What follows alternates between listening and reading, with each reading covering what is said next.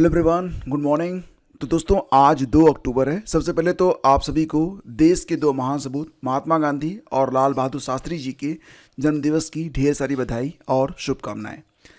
तो देखो फ्रेंड्स, बात करेंगे यहाँ पर रोजगार समाचार के अंतर्गत कि आपकी जो टीजीटी पीजीटी की परीक्षा है वो कब तक हो रही है। अभी देखो, मंगलवार को शिक्षा सेवा आयोग की बैठक हुई है।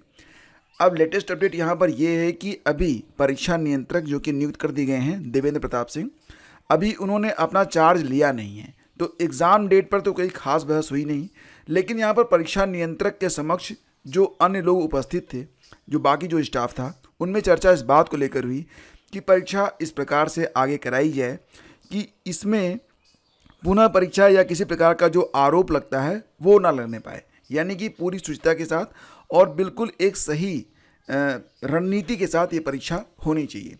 फिलहाल फ्रेंड्स, यहाँ पर जो एक इनपुट दिया गया वो ये भी है कि फिलहाल आगे चलकर प्रयागराज में कुंभ मेला भी इसी साल आयोजित होगा, जो कि जनवरी फरवरी में होगा। इसके बाद यूपी बोर्ड की परीक्षाएं भी होनी हैं। आपको पता ही है कि यूपी बोर्ड की जो परीक्षाएं होती हैं वो फरवरी में शुरू होती हैं और लगभग फरवरी मार्च तक चलती हैं।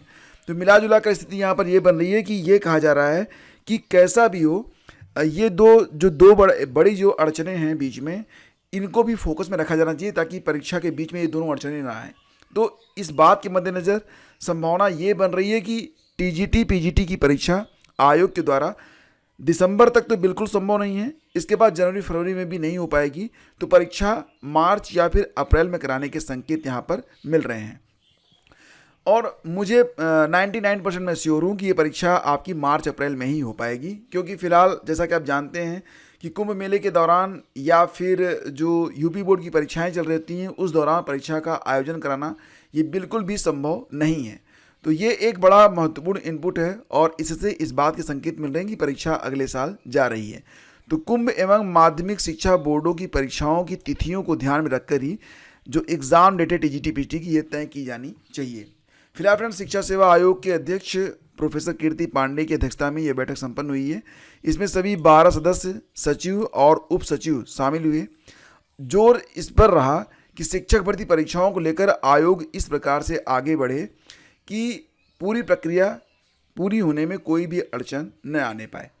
फिलहाल जैसा कि आप लोग जानते हैं कि सबसे बड़ी जो अड़चन है या सबसे बड़ा जो चैलेंज है आयोग के सामने, वह टीजीटी पीजीटी एग्ज़ाम को लेकर, जिसमें लगभग 13 लाख से ज़्यादा अभ्यर्थी शामिल हैं। और 13 लाख से अधिक अभ्यर्थी का मतलब ये हो जाएगा कि ये परीक्षा तो काफ़ी लंबा चलने वाली है, एक दिन में परीक्षा हो नहीं पाएगी। और जैसा कि अभी आपने देखा कि आरओ के बीच एक मतलब बड़ी अपडेट ये निकल के आ रही है कि एक दिन में पूरे प्रदेश में जितने भी कॉलेज मिल रहे हैं जो नई गाइडलाइंस है उसके मुताबिक, तो 4,80,000 बच्चों की परीक्षा एक दिन में हो सकती है। मतलब मैक्सिमम लिमिट यही है। अभी फ़िलहाल विश्वविद्यालय और कुछ और संस्थाएं, इंजीनियरिंग कॉलेज वगैरह, उनसे बातचीत नहीं हुई है, लेकिन फ़िलहाल अगर विश्वविद्यालय और इंजीनियरिंग कॉलेज को शामिल किया जाए तभी जाके, जैसे कि पीसीएस की परीक्षा है, ये एक दिन में हो पाएगी। फिलहाल पीसीएस की परीक्षा जो कि 27 अक्टूबर को है, आज 2 अक्टूबर है। अभी आयोग इसी उहापोह में है कि वो परीक्षा अक्टूबर में करवाए या फिर ना करवाए। हालांकि आयोग के पास एक विकल्प ये है कि वो जितने भी विश्वविद्यालय और इंजीनियरिंग कॉलेज हैं, अगर उनको शामिल कर ले तो परीक्षा नियत समय पर पूरी हो सकती है। फिलहाल अभी आयोग के सामने तो फिलहाल परीक्षा केंद्रों को लेकर मतलब बड़ी ही चुनौतीपूर्ण स्थिति बनी हुई है। और इसी प्रकार से अगर देखा जाए तो टीजीटी पीजीटी में भी यहाँ पर जो परीक्षा केंद्र बनाए जाएंगे उसको भी लेकर अभी फिलहाल तो मंथन शुरू नहीं हुआ है, लेकिन क्योंकि संख्या लगभग 14 लाख के आसपास रहेगी तो निश्चित रूप से यहाँ पर जो परीक्षा केंद्र बनेंगे उसके लिए भी आयोग को एक बड़ी व्यवस्था बनानी पड़ेगी। तो फिलहाल यहाँ पर जो अपडेट है उसके मुद्देनज़र यही कहा जा सकता है कि जो आपकी टीजीटी पीजीटी की परीक्षा होगी ये अप्रैल या फिर मार्च में, बहुत ही जल्दी होगी तो मार्च में हो पाएगी। आगे बढ़ते हैं और बात करेंगे पीसीएस प्री परीक्षा के बारे में। जैसा कि आप लोगों ने देखा कि अगर आप पिछले कई वर्षों से परीक्षा में शामिल हो रहे हैं तो जो आवेदक होते हैं और जो परीक्षा में बैठते हैं, लगभग आधे लोग तो परीक्षा छोड़ देते हैं। ये तो मैं खुद कई सालों से जो है नोट कर रहा हूँ कि जितने आवेदन आते हैं उसमें से आधे से अधिक, कभी कभी आंकड़ा 55% तक पहुँच जाता है कि हाँ चलो इस बार की परीक्षा में 55% लोग जो है शामिल हो गए हैं। नहीं तो मैं देखता हूँ कि 50% जो फॉर्म भरते हैं वो परीक्षा देते नहीं हैं, 50% ही परीक्षा में शामिल होते हैं और लगभग 6 लाख 7 लाख के आसपास फार्म अक्सर आ जाते हैं। इस बार जो फार्म आए हैं वो लगभग 6.25 लाख के आसपास हैं। 5,76,154 फार्म आए हैं। तो फिलहाल जो कैपेसिटी है एग्ज़ाम कराने की वो 4,80,000 की है। तो उसके मद्देनज़र पीसीएस की परीक्षा जो है वो एक से अधिक दिनों में, क्योंकि आपको पता ही है कि पीसीएस की परीक्षा में 2 पेपर होते हैं। पहला पेपर जीएस का, दूसरा सीसैट का। दोनों ही 2-2 घंटे के पेपर होते हैं। तो दोनों मिलाकर 1 घंटे का, मतलब एक शिफ्ट में कराया जाना ये संभव नहीं है, जैसा कि आरओआरओ में कर दिया गया कि जीएस और हिंदी को मिक्स करके एक पेपर बना दिया गया। फिर भी जो आरओ है वो 3 शिफ्टों में पूरी हो पाएगी परीक्षा। मतलब इसमें कम से कम 1.5 दिन तो लगेंगे। 1.5 दिन का मतलब कि जो आपके परीक्षा केंद्र बनेंगे वो काफ़ी दूर बनेंगे। तो फिलहाल यहाँ पर इसके लिए एक मंथन चल रहा है कि जो पीसीएस की परीक्षा है ये किस प्रकार से निर्धारित तिथि पर पूरी करवाई जाए। फिलहाल अगर परीक्षा केंद्र नहीं मिलते हैं तो आयोग इस परीक्षा को पोस्टपोन भी कर सकता है, और संभावना इसी बात की अधिक बन रही है, जैसा कि जानकारी मिल रही है उसके मुताबिक, कि परीक्षा केंद्र जो हैं वो इतने नहीं मिल पा रहे हैं कि परीक्षा को एक दिन में करवाया जा सके। तो इसके मद्देनजर परीक्षा आगे पोस्टपोन की जा सकती है। और इसी प्रकार से आरओआरओ में जो बदलाव हुआ इसके बारे में आप जानते होंगे कि आरओआरओ में अब केवल एक पेपर होगा। जीएस और हिंदी का केवल एक ही पेपर करवाया जाएगा, जिसमें 200 प्रश्न होंगे, 200 पूर्णांक रहेगा, और 3 शिफ्टों में ये परीक्षा कराने की तैयारी चल रही है। फिलहाल यहाँ पर एक मतलब जो बच्चे हैं जो इसमें शामिल हो रहे हैं वो एक सवाल ये भी उठा रहे हैं कि अगर 3 शिफ्टों में पेपर होता है, किसी शिफ्ट में कुछ क्वेश्चन गलत होते हैं, किसी शिफ्ट में दूसरे क्वेश्चन गलत होते हैं, और ये भी आरोप लग सकता है कि पेपर फला शिफ्ट में कठिन आया, फला शिफ्ट में आसान आया। तमाम चीज़ें हैं। उसके मद्देनज़र अभ्यर्थी तो यही चाहते हैं कि परीक्षा एक ही दिन में हो। फिलहाल यहाँ पर जो व्यवस्था बन पाएगी उसके बारे में आपको अवगत कराया जाएगा। आयोग भी इस बात को लेकर चिंता में है कि वो किस प्रकार से इस परीक्षा को पूरा करवाए कि जो बाद में नॉर्मलाइजेशन को लेकर सवाल उठेंगे उन पर भी मतलब जो आरोपित सवाल होते हैं वो ना उठें। फिलहाल एक बात तो बिल्कुल तय है कि इस साल यूपी पीसीएस और आरओआरओ ये 2 परीक्षाएं ऐसी हैं जिसकी वजह से कुछ बड़ी भर्तियां इस साल नहीं आ पाई, जिसमें असिस्टेंट प्रोफेसर राजकीय डिग्री कॉलेज की भर्ती थी, प्रवक्ता राजकीय इंटर कॉलेज की भर्ती थी, पीसीएस जे की भर्ती, एलटी ग्रेड परीक्षा। इसके अलावा अगर देखेंगे तो एपीएस, एपीओ और परिवहन निरीक्षक की परीक्षा इस साल नहीं हो पाएगी, और ना ये भर्ती इस साल जो है आ पा रही है। तो मिला जुला कर कई सारी भर्तियां जो है इन 2 भर्तियों की वजह से नहीं आ पा रही हैं, क्योंकि आयोग इन दोनों परीक्षाओं के आयोजन में बहुत ज़्यादा अत्यधिक व्यस्त है।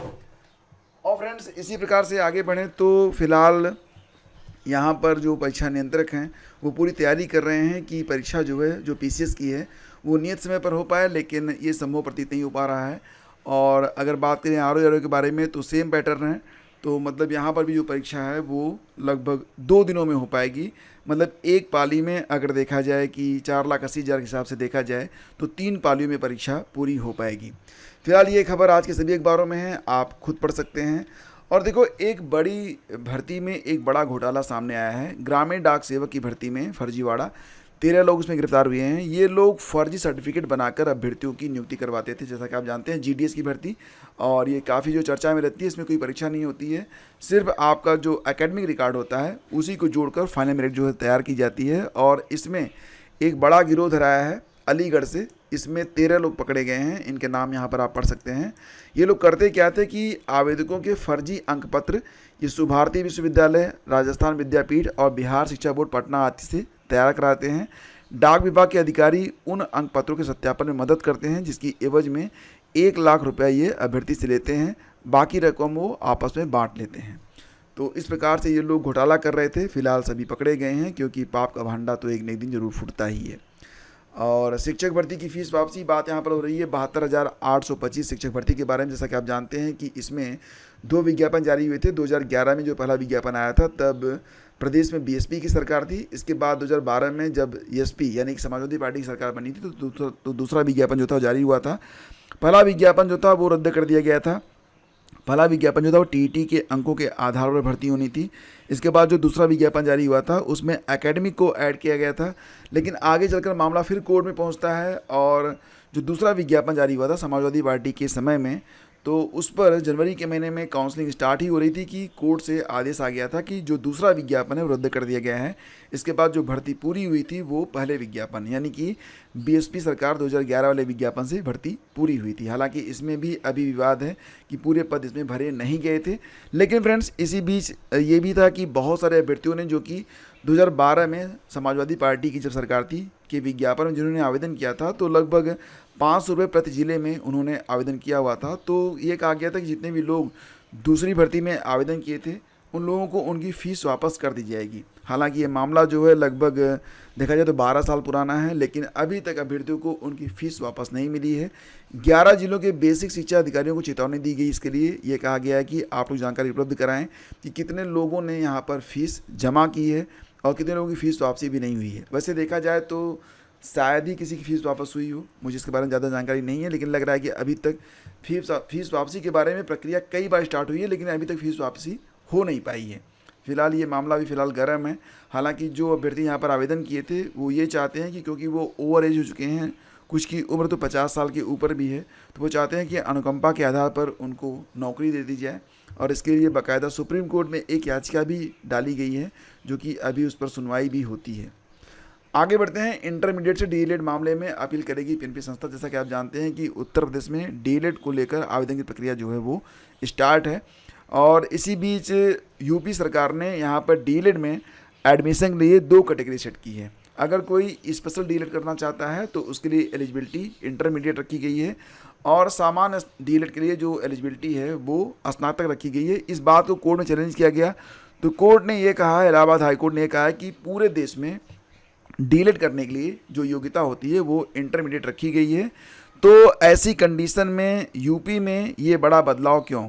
तो यहाँ पर भी आपने देखा होगा 2 दिन पहले न्यूज़ चली थी कि इंटरमीडिएट उत्तीर्ण अभ्यर्थी डाइट के 2 वर्षीय डीएलएड में ले सकेंगे प्रवेश, लेकिन इसमें एक कंडीशन लगाई गई थी।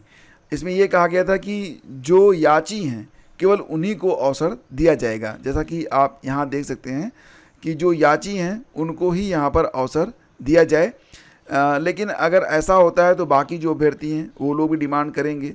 नई व्यवस्था में अभ्यर्थियों का 2 वर्ष का समय अतिरिक्त देना पड़ता है। मैं आपको दिखा देता हूँ, यहाँ पर कहीं लिखा गया था कि जो याची हैं केवल उन्हीं को जो है मतलब ये इंटरमीडिएट अर्हता रखने वाले याचियों को प्रवेश प्रक्रिया में भाग लेने की अनुमति दी जाए, ये बात यहाँ पर कही गई थी।